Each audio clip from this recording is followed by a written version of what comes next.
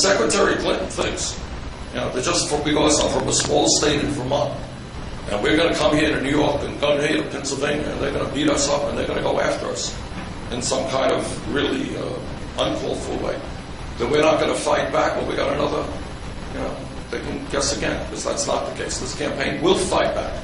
So when you have headlines from the Washington Post, quote, Clinton questions whether Sanders is qualified to be president, my response is, well, if you want to question my qualifications, let me suggest this, that maybe the American people might wonder about your qualifications, Madam Secretary, when you voted for the war in Iraq, the most disastrous foreign policy blunder in the modern history of America. People might want to wonder about your qualifications when you supported virtually every trade agreement.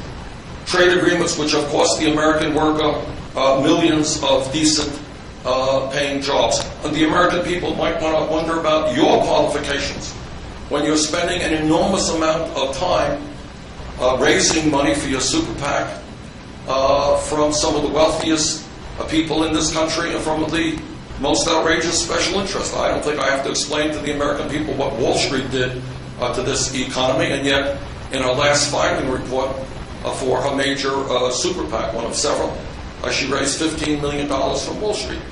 Are you qualified to be president of the United States when you're raising millions of dollars from Wall Street, an entity whose greed, recklessness, and illegal behavior helped destroy our economy? So look, let me be clear. This is not the type of politics that I want to get in. I know it's what the media loves. It is not the type of politics that I want to get in.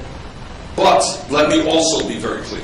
If Secretary Clinton thinks that I just come from the small state of Vermont, we're not used to this, well, we will get used to it fast. I'm not going to get beaten up. I'm not going to get lied about. We will fight back. But I do hope that we can raise the level, and I do hope that now and then the media will choose to talk about real issues. You got a real issue, Nancy? What do you got? No, what I am saying, did you hear what I just said is that she has attacked me for being unqualified. And if I am going to be attacked for being unqualified, I will respond in quiet. So I would hope that we can get away from this. I do have respect for Secretary Clinton. I don't know who in her campaign comes up with these brilliant ideas. But all that I'm saying is I am not going to go into New York. I know that they are getting nervous. They've lost 7 out of the last 8 caucuses and primaries, and I know every day they develop a new approach to the campaign. I gather their approach is again, this is a quote from CNN. Quote, disqualify him, defeat him, and unify the party later. That sounds to me like they're ready to run a very negative campaign. That is not what I want to do. I don't want to do that.